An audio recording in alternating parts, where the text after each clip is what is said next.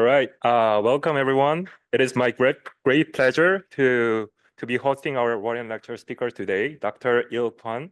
Dr. Eli Kwon is a professor and the director of the Northland Advanced Transportation Systems Research Laboratory at the University of Minnesota Duluth.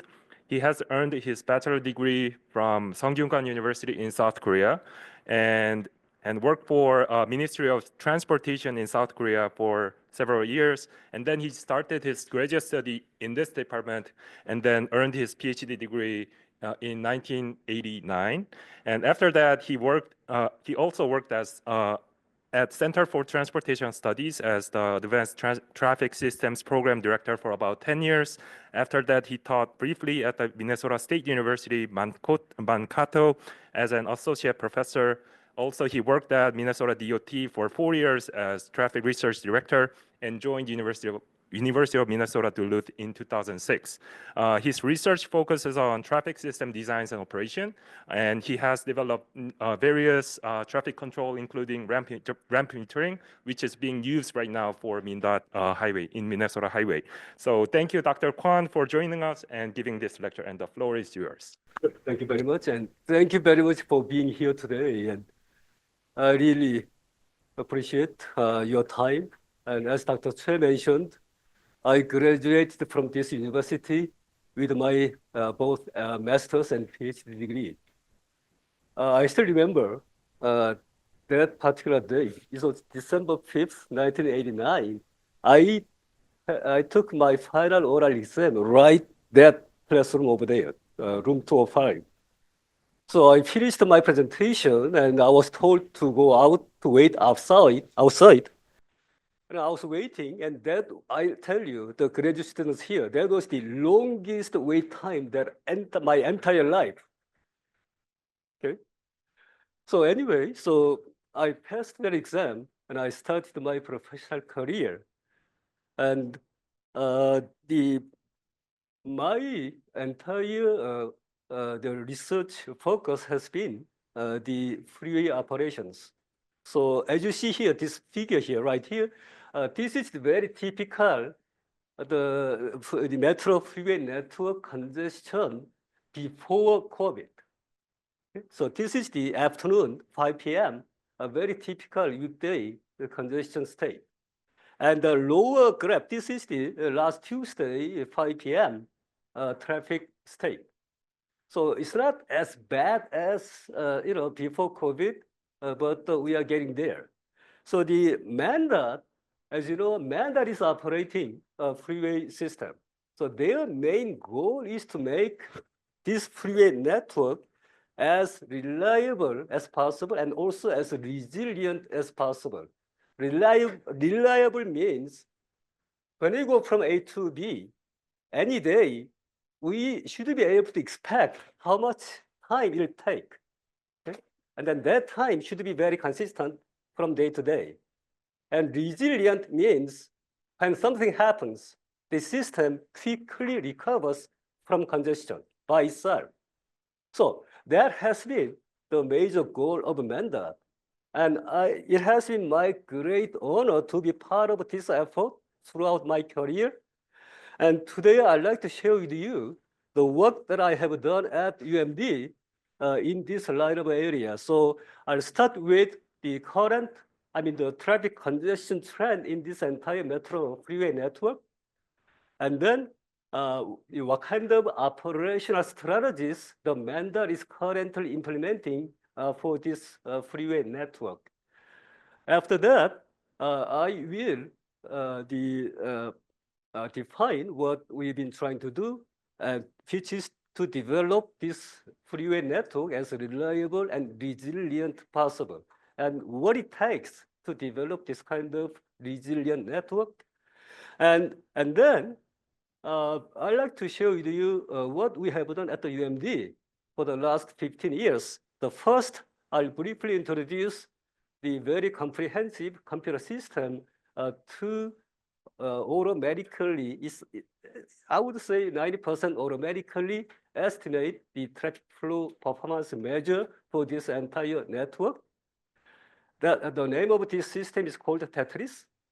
and how we've been applying this system to assess this entire freeway network operation, the traffic performance changes, depending on what kind of operational system we use. After that, I'll introduce the adaptive ramp metering system that we developed and implemented in this network. And this system is currently used every day. And here, there are some interesting history about ramp metering. Does anybody remember 2001, the year 2000 ramp meter shutdown issue? Okay, you do. Okay. Okay. So there's a very interesting story about this, and I'll briefly introduce about that. And then the variable speed limit control system. And this was the first system that ever tried in Minnesota, and the work zone system worked. So it has been officially part of the MnDOT work zone management tool. And then we expanded this system for mainline traffic control. Unfortunately, it didn't work. So stop, and I'm going to explain to you why it didn't work. And then the last topic is to quantify the operational resilience of freeway corridor system. And there, this kind of a new topic, and I'll define what we mean by operational resilience when it comes to this point. Finally, I'll conclude with the issues with the current operational strategies and what will be the future direction. Okay, so this figure shows the historical trend of the entire network starting from January 2018. It's a monthly variation of vehicle miles traveled for entire network. So 1 vehicle mile traveled means if 1 vehicle travels 1 mile, it's a 1 vehicle miles traveled. Okay? So the blue line is for the morning network. This is for the only for the peak time. And then the red points, these are the afternoon network. So right here, April 2020, this is when the traffic lockdown started because of the COVID. So as you see here, we have a very sharp drop in VMT. And then the VMT gradually recovering. So as of October last year, it has not completely come back to the previous level, but we are almost there. Now, interesting figure is this one. This one is the delayed vehicle hour. Okay, so delayed vehicle hour is defined like this. So the actual travel time minus free flow travel time. Okay, that's what we define as delay. And then delay times number of vehicles on the road. So that is the total delayed vehicle hours. So if you look at this variation here, again, the blue line is the morning network. The red line is the afternoon network. So right here, before COVID lockdown, you see lots of delay. And then as COVID lockdown started, the delay almost became 0. And then it gradually came back, but the morning network, the delay level is not as bad as the pre-COVID time. And also the afternoon, the delay is more than the morning, but it's still better than COVID. So one interesting observation is that VMT is almost same as the pre-COVID, but delay is a lot smaller than pre-COVID. Okay? So why is that?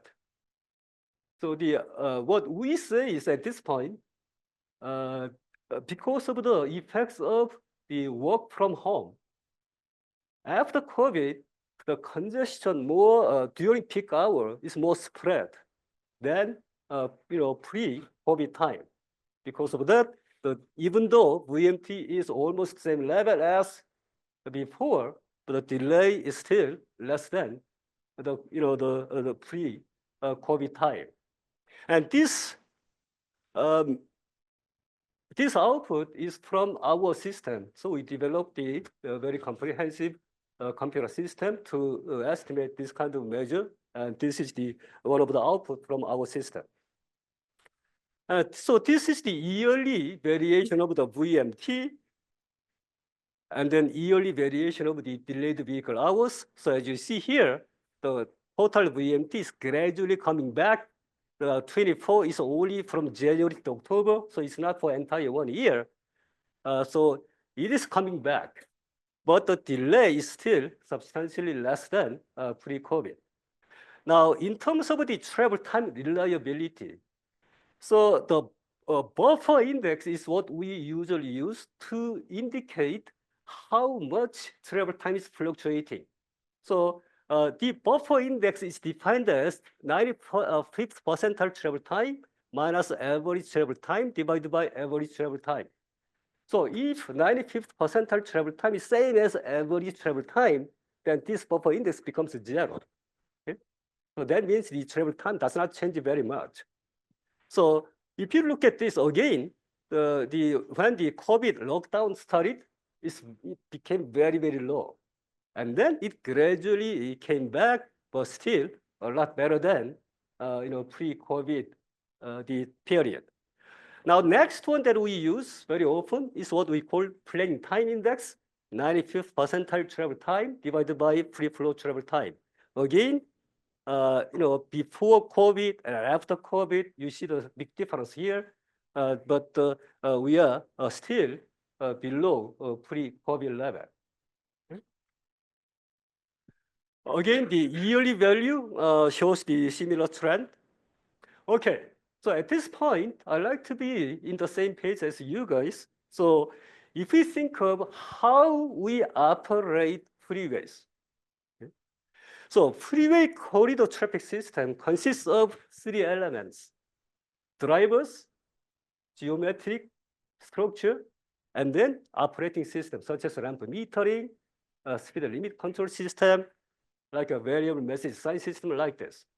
So these 3 elements consist of freeway corridor system, and they deal with external factors such as traffic demand, incidents, work zone, and also the different weather conditions.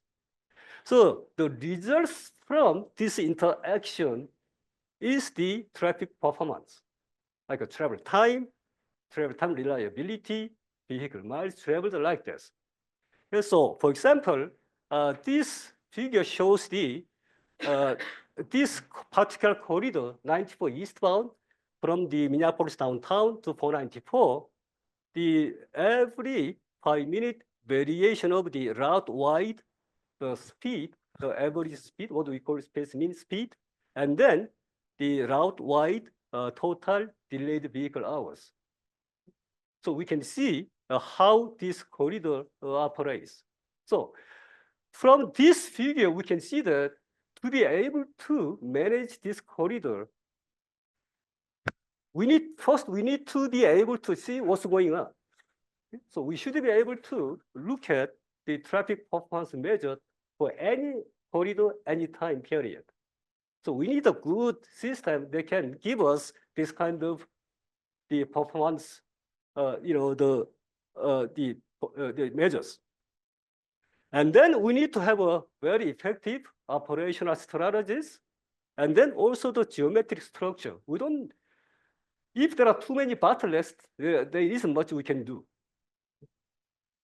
Okay, so let me briefly show you what kind of operational strategies we are currently implementing in this network, and then what kind of the restrictions or limitations those operational strategies may have.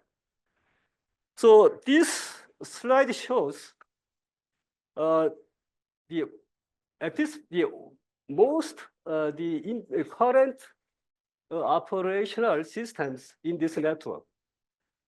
First, these are the loop detectors. So every lane, we have this kind of loop detector, and we collect traffic data every 30 seconds.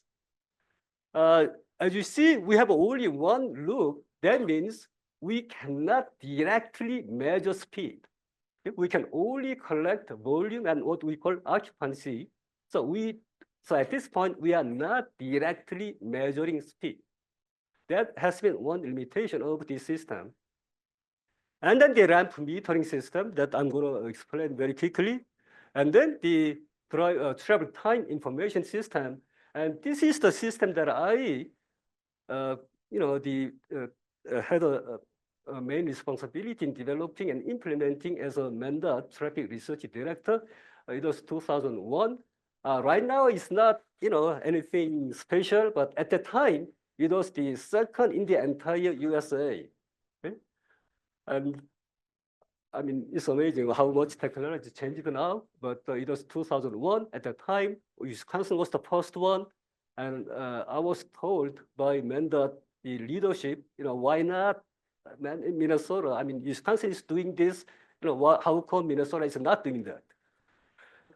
And we had a hardware problem, as I said, the detection system, we do not directly measure speed. So there are some issues, but I work with MnDOT in-house software engineers, and we made this work for in 3 months. So it was very successful. And then this one is the work zone variable speed limit system that I'm going to explain, as part of today's discussion. We had a really good success with work zone variable speed system. So we are so excited, and we try to expand this to mainline speed control. Unfortunately, it did not work, and I'll explain why it didn't work. And then as you know, the hot lane, high occupancy toll lane, and during the peak time, the shoulder is also used as what we call dynamic pricing shoulder. So if you pay, if you carpool, you can use the shoulder. And then during peak time, the buses can also use the shoulder. And then the variable message sign to let drivers know what's going on in this network. And then this one, it says first FIRST, it stands for Freeway Incident Response Team. So every peak hour, there are 9 trucks that are circulating in this network. So when something happens, they are the very first responder to manage incidents. And then this picture shows the TMC, Traffic Management Center control room. In this space, this side is used by Department of Public Safety, like state troopers. And then this side is used by MnDOT. So in the same space, 2 organizations, they work together to manage incidents. And I had an opportunity to work in this area for about 1 year, and that really gave me a very good idea how this system works. So these are the most the operational systems the currently working in this metro network. Now I'll tell you there's a limit that the operation system can do. Okay, so let me use this example here. This is the weaving section. So this is 5W northbound, and this is the 694. So this is the picture before the remodeling of this interchange. Okay, so before remodeling this interchange, every afternoon, the traffic was like this. So this is the speed contour.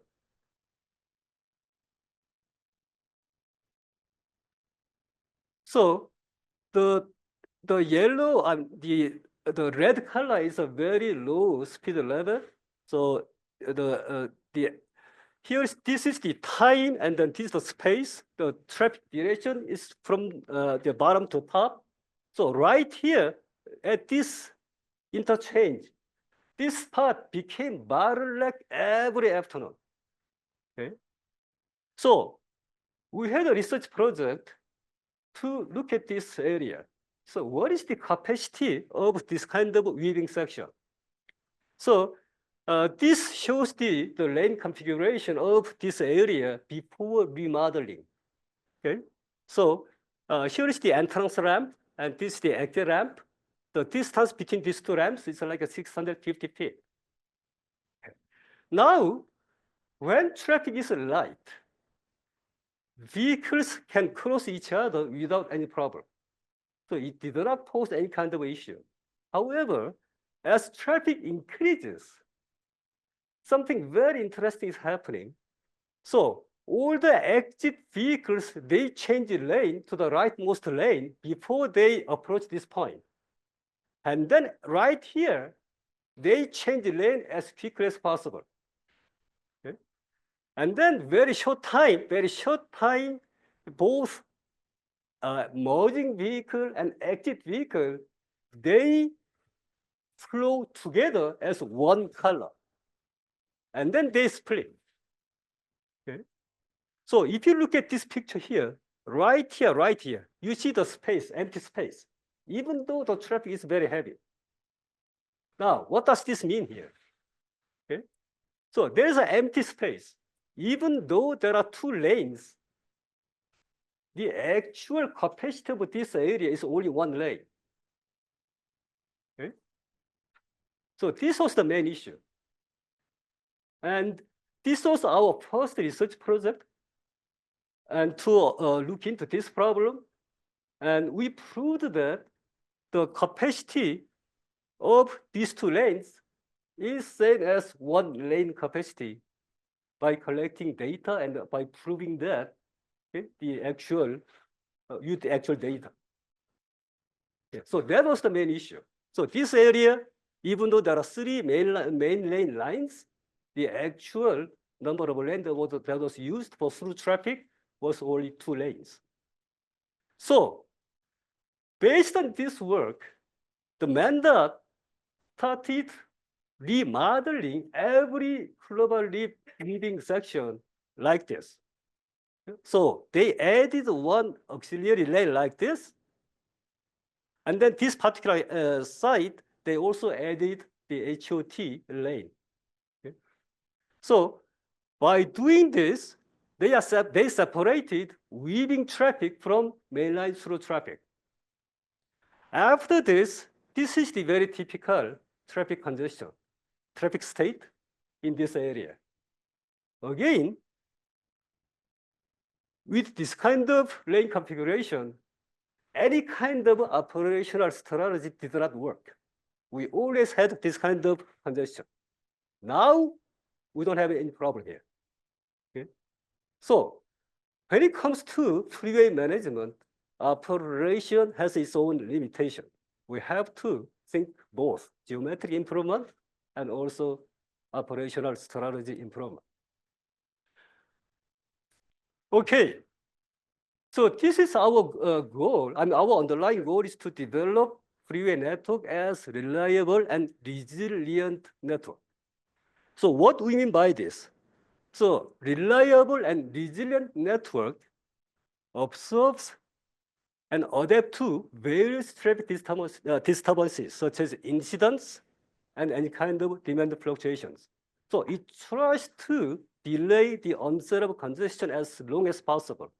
And then once congestion happens, it tries to recover from congestion as quickly as possible. So this is what we mean by reliable and resilient freeway network. And there are three key elements to develop this kind of a network. Number one, we need to be able to assess the traffic performance level as quickly as we want. So we need to have a very good performance estimation system.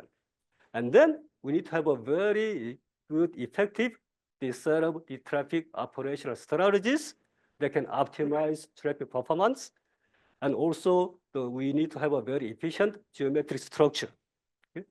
So this geometric structure, I'll explain this later, but we call it operational resilience.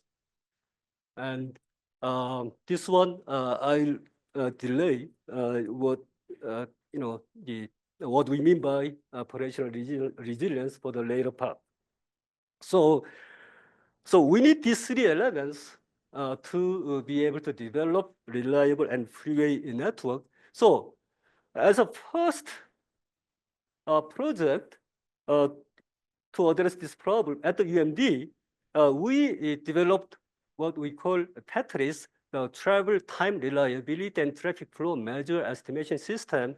So this system it integrates all kinds of data, traffic data, freeway geometry data, weather data, incident data, work zone data, and special event data, and then road surface condition data during winter time.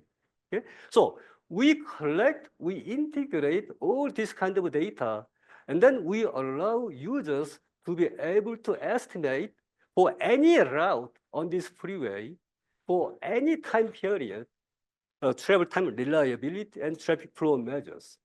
So, simply speaking, this is what this system tries to do. So if this is the weather data station that has been operated by NOAA. I don't know how long this organization will continue, but at this point, there are 7 weather stations that we are downloading the weather data. So this is the simplified structure of our system. And first, we collect all this data. So traffic data, we can automatically download from MnDOT, the archive database. Weather data, we download from the NOAA station. Incident data, we collect from MnDOT. Work zone data, we collect from Metro District. Snow condition data, whether the particular roadway was closed or not. Special event data, such as the Huntington Bank Stadium, when and how long that event happened. So we collect all this data, and then we put them into the database, and then we categorize this data. Like, for example, whether it was rain or snow or any kind of drizzle, what was the intensity level.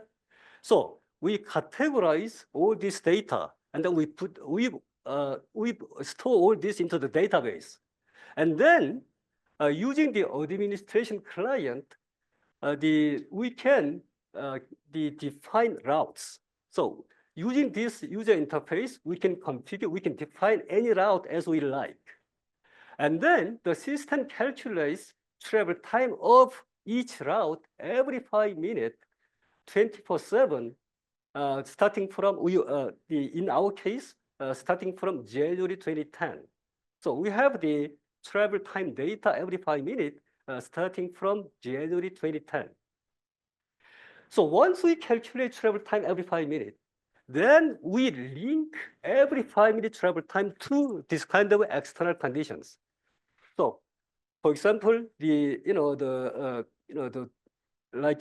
is the March 7th, 9:05 travel time for one particular route.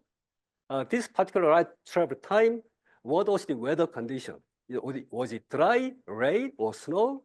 And what kind of accident was there that affected this travel time? Whether it was affected by work zone? So we link every 5-minute travel time to these external conditions. And then we store those linked travel time data into the travel time database.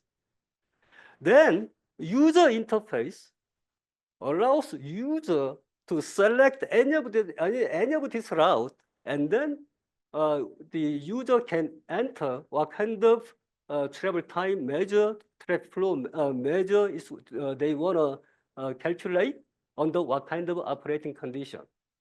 So this is the travel time, the reliability calculation part. And here we have a traffic flow measure calculation module. So in this module, we calculate like a VMT, vehicle miles traveled, delayed vehicle miles traveled for every 5 minutes. We store them into the database. Then again, the user can select any route, and they can download for any route, any time period, the VMT under what kind of operating condition. So this is what this system is doing. In terms of the data categorization, this is how we categorize the weather data. For example, we categorize whether it was snow, rain, drizzle, or there's no precipitation in terms of intensity, whether it's light, moderate, heavy, like this. Okay? So we adopt. This is the basically same categorization method as the NOAA is using. So in case of incident, whether it was a crash incident, stalled incident, roadwork incident, or any kind of other type of incident, whether when it's a crash incident, was it fatal incident, or serious injury, or personal injury, or property damage only incident like this. So we try to be as detailed as possible. In case of work zone, lane configuration, and the distance. In case of special event, the location of the special event place to the route. In terms of the attendance size, road condition, whether the roadway was lost because of snow, or when it was regained like this. Okay? So at this point, this is the output from this system. So user, we can define any kind of route, and then user defines the time period, whether it's a monthly, yearly, or daily, and then it produces the this kind of the travel time reliability measures, buffer index, plane time index, travel time index, so like this. So this output is, we are following USDOT travel time reliability definitions. We also calculate vehicle miles traveled, vehicle hours traveled, delayed vehicle miles, delayed vehicle hours, also lost vehicle miles traveled like this. Okay? So at this point, I can say that we are covering all the, the available, the traffic performance measures. In terms of the application, at this point, we collected all the raw data from January 2010 until the October 2024. Using this data, we defined total 74 directional routes. So as you see here, this route corridor configuration was determined in cooperation with MnDOT. So MnDOT wanted to define corridor like this. So every color coded corridor has the two directional routes, okay? The morning peak and afternoon peak. So there are total 36 corridors, and then there are 74 routes. This route, the 94 between St. Paul and Minneapolis, this route is busy. Both directions are busy during morning and also afternoon. So we estimate the performance measure for both directions, for both the morning and afternoon peak period. That's why we have 74 routes. So for these 74 directional routes, we estimated every route, the monthly, the travel time reliability measures, and then also the traffic flow measures. And then based on that, we identified which route has the most problem in terms of travel time reliability. I'll show you very quickly what kind of output it is generating. And also, we apply this system to assess the impacts of certain operational changes. For example, 2018, there was a Super Bowl event in Minneapolis. So Department of Public Safety, they did what they call aggressive incident management during that period. So they spent lots of money to do that. So they wanted to see how much impact their aggressive incident management had on traffic flow. So we applied this system to measure travel time reliability changes before, during Super Bowl period. So that was the very first application. And then 2021, MnDOT installed hot lane to our 35W northbound, and the northern part of the 35W. So we estimated the before after the hot lane activation. And also very recently, MnDOT expanded a ramp metering system to Turnquoise 610 right here. So we also applied this system to see what is the before and after the performance changes. So this is the one example from the TeTRES output for this particular 35W northbound afternoon. It shows the monthly variation of travel time reliability. This is for the all condition, a dry day, rain day, and snow day like this. Yeah, dry day buffer index, rain day buffer index, and snow day buffer index. So monthly variation starting from January 2018 until October 2024. Planning index, travel time rate, like this. And so we produce this kind of output for like an incident, work zone, like this. And then like a VMT variation, vehicle hour, traveled variation, delayed vehicle hour variation. It's a monthly variation. As you see here, right here, we have a April 2020 when the COVID lockdown started. So you can see the difference between before and after period for this particular route. So yearly variation. So this is the very typical output from this system. I showed you the network-wide aggregated value. So this is the first application of this system to see what kind of difference the Department of Public Safety aggressive incident management affected the traffic flow. So right here, here's Minneapolis downtown. There are 5 routes that come to this downtown here. So here, this is the buffer index comparison. The red column is the before Super Bowl. And then the green column is the during Super Bowl. And then the purple color is the after Super Bowl. So as you see here, the during Super Bowl, when they implement this kind of very aggressive incident management scheme, the buffer index reduced a lot, except this particular route, the 94 route. Okay. And then the playing time index was also reduced a lot. Again, this particular route, 94, did not make much difference. So this was the first time that we applied this system to show that this kind of operational changes actually made some impact on the traffic flow. 35W hot lane, it was activated in 2021. So right here, so this is the before without hot lane, after hot lane.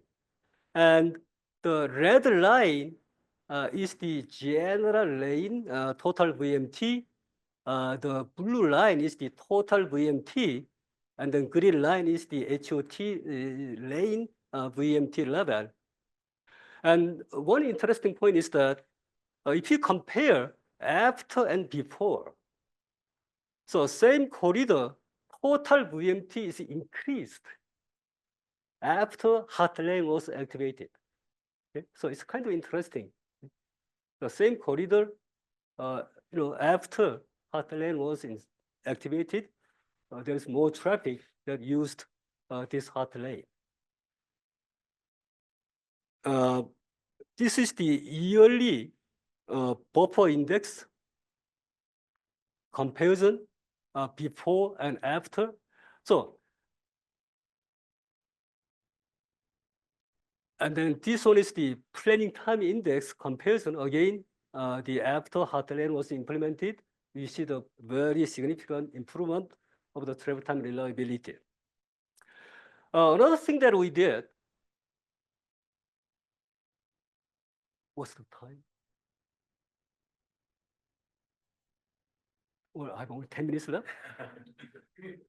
I think I lost my time here. Okay, let me get into the ramp metering here. Sorry about this. Ramp metering, there are 2 main objectives of ramp metering. The first one, by controlling the number of vehicles that enter main line, we like to minimize the merging conflict at this area. So this picture shows that this was taken during the ramp meter shutdown period. Okay? So as you see, lots of vehicles are trying to merge without ramp metering. Okay? So lots of conflict right here. So this was the first objective. The second objective is by controlling the number of vehicles that enter from these ramps, we like to make sure that the traffic flow that approaching this bottleneck is under its capacity. So this is the main objective of ramp metering. Okay? Now, ideal world. Ideally, if we can predict what is the origin destination traffic demand in real time, if we can predict how many vehicles are coming from this entrance ramp and how many of them are going where, if we can predict where the bottlenecks will be in real time, okay?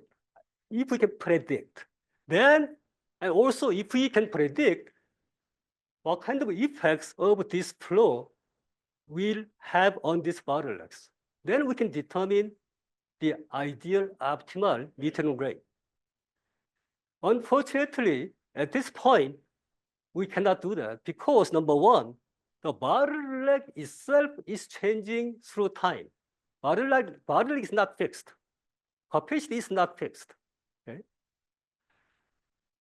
If something happens on this road, then that location, if there's an incident here, that location becomes a bottleneck. And then we are at this point only limited in terms of data. We can only use the data that we collected from fixed locations. And then the ramp wait time is, we have a limitation in ramp wait time. And also, it's very difficult to predict in real time the origin destination traffic demand. So these are the current state of the art. Because of this, most cities are using a very simple ramp metering method, such as local control method. And these cities, Seattle, Miami, Portland, Denver, Virginia, Melbourne, they are using complicated coordinated ramp metering scheme at this point. Okay? Now, Minnesota started the ramp metering in 1970s. So it's probably the first state that started ramp metering. Okay? Now, the original algorithm is what we call zone-based algorithm. This algorithm was developed by MnDOT in-house staff. Okay? We need to give them lots of credit. And this system was operated until October 2000, when the ramp metering shutdown study started. So during this period, all the ramp meters were shut down. And after that, MnDOT revised the algorithm, what they call stratified metering algorithm. And this algorithm was operating until 2014. And then we developed at the UMD adaptive metering algorithm. And this one was first field tested in 2012. After that, it was gradually expanded to entire network in 2014. Okay, so let me explain to you what kind of problems we had. So this is the original algorithm. So in this original algorithm, the MnDOT fixed locational bottlenecks. Okay? So bottlenecks are fixed. So this is the metering zone. And then within this metering zone, they determine the metering rate based on the measured data here. So I cannot get into very detailed details here, but the point is that they determine one metering rate based on the volume balance equation. So they like to make all the entering volume the same as all the exit volume. And then every entrance ramp, they associated two downstream detectors, and every detector, they measure occupancy data every 30 seconds. Based on that, they also determine one metering rate. And then every 30 seconds, they select the minimum minimum of these two, and then they implement that. Okay, the problem here, number one, the occupancy data was not very reliable. Exactly same traffic, one location gave different occupancy value.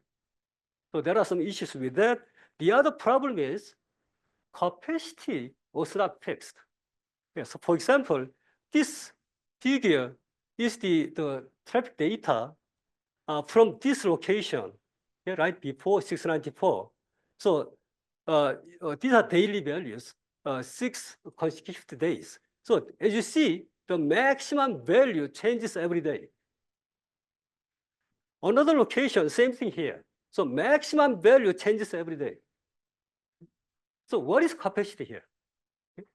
What's the maximum flow rate that we can say for this location?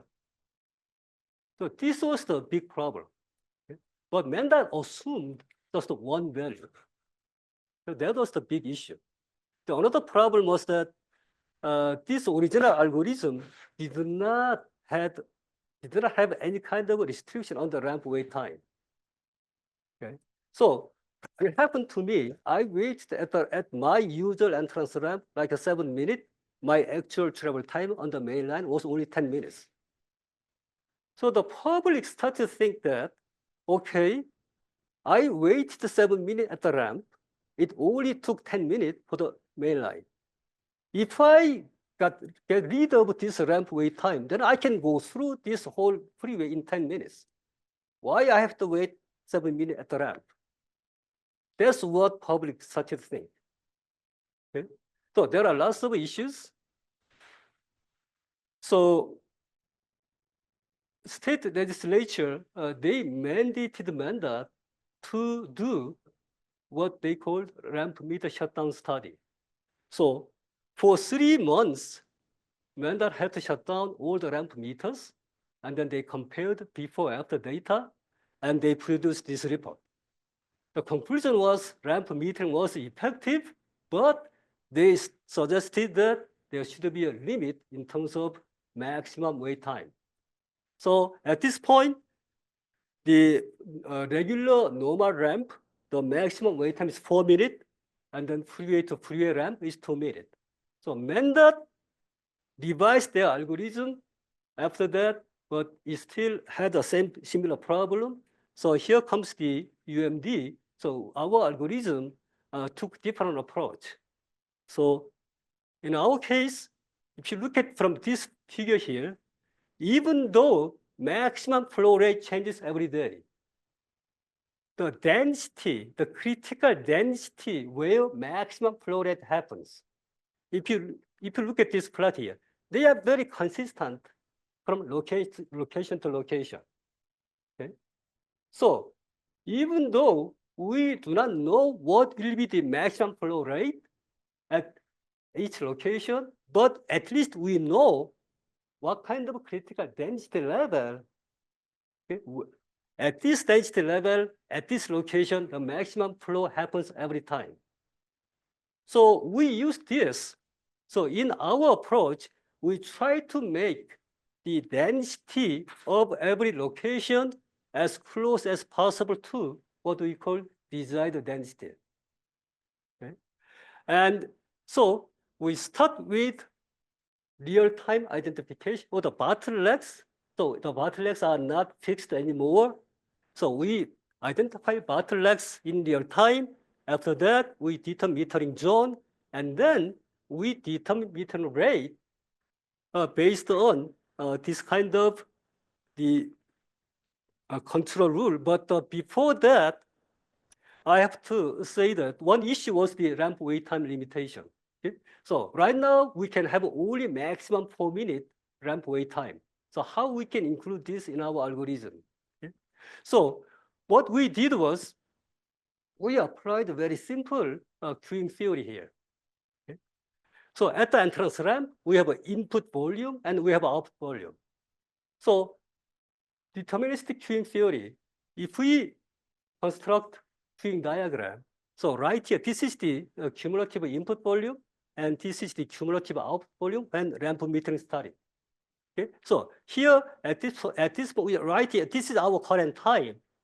And as you know, this difference between total input, total output, the length of this line is the Q length, number of vehicles in the system. And then this horizontal line, this is the waiting time of the vehicle that came to this point, right at this time point. So we know what is the current waiting time. Based on this, we can determine what should be the minimum metering rate that can make this expected wait time under the limit value. So this is how we determine the minimum metering rate. Based on that, we apply this kind of real-time adaptation rule to determine metering rate. So because of time, I cannot really get into any details here. If there's another opportunity, then I can discuss this with graduate students here. But this is how we how our algorithm worked. But another thing that we did when we develop algorithm, we like to test this. Okay? The first test is through simulation. Okay? Now, what we did was very interesting here.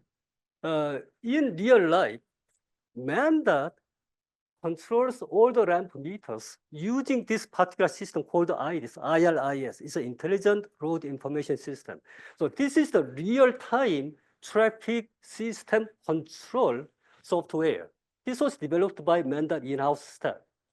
So this is the real system that controls ramp meters or the detectors like this. So every 30 seconds, they get the field data, and based on that, they determine meter rate, and then they implement. Now, we got this system software. We installed this system software in our lab at the UMD. And then we linked this system software to the microscopic simulator in our lab. Okay? So the simulator, it produces simulated detector data.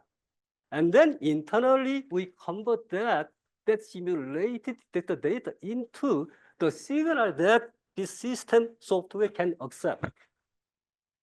So this way, we are mimicking real-life operation. So we use this kind of system to simulate our ramp metering algorithm. Okay? So we went through this kind of testing, and then we started field testing. The very first testing was at the 35W. As you see, before, after, delayed vehicle hours was reduced, but more importantly, ramp wait time, we are able to keep under the given limitation. And then 100 northbound, before, after, and then very recently, 610, there are 4 ramps in the eastbound, and then westbound, there was only 1 ramp. It was activated in March 2023, and we compared before and after. So here is the blue line is the before the total VMT, and then right here this is the before March 2023, and then this is the after VMT, after ramp metering was activated, and then the red line is the delayed vehicle hour. So as you can see, the VMT is increased a lot, but the delayed vehicle hour remained very low. And then this one, the blue red line is the average travel time, and blue line is the VMT. So VMT is increased, but travel time remained relatively small. So we had a really great success for the eastbound. Now travel time reliability was also improved a lot. So the red line is the buffer index, and the green line, okay, the red line is the plain time index, the green line is the buffer index. Now westbound was not that successful. Westbound, they activated only 1 ramp. It did not make much difference. Okay? And another reason was that the westbound, the peak hours in the afternoon, there are not lots of traffic from the entrance ramps. So that's another reason that ramp metering was not very effective. Okay. I guess we have to stop here then. Or can we continue? Or we can continue if you are interested in, I guess the actual, the time will be done, but the next one is the variable speed limit system. I mean, I can continue, but it depends on what you guys think. Have a session with graduate student after this. Okay. So I think we can briefly discuss in that session if some graduate students are interested. Okay. So any questions? Like I guess we can take like 1 or 2 questions from the audience. Let me just quickly summarize the variable speed limit system. So the work zone system was very successful because it was a very simple system. We tried to make the speed level.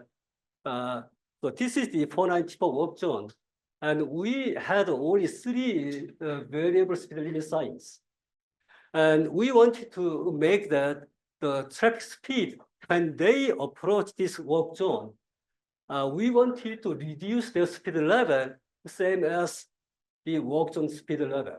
So that was a very simple objective. So we applied very simple algorithm, and it worked really well. And so we did some field testing, and we compared before after. We had a good success. So we are so excited, and we tried to expand this to the main line. Okay. So this was the 35W actual field testing sign, the photo here. And our objective was we identified the bottlenecks, and then we wanted to gradually reduce speed. And the idea was when we reduce travel time, the speed, our logic was the travel time between these 2 points without VSL, with VSL, we wanted to make this same. So that was the idea. Okay? So as long as the travel time remains same, drivers would comply. And that was a big mistake. Drivers didn't care about speed limit when they did not know what's happening downstream. That was the big difference. In case of work zone, they knew something happens there. They're willing to comply. Main line, for example, they are driving right here. It says 40 miles per hour. Okay? They did not understand why they have to reduce their speed to 40 miles per hour. Because they could not see what's going on downstream. I would say that's not the only reason, and that's one of the main reasons that the system did not work. Okay. So unfortunately, the system, we stopped, this system right there, but we learned a lot. Okay. The final topic was the operational resilience. This is a relatively new topic. We are still studying this one, and this one, I think we can continue this discussion after with the graduate students later today. Okay,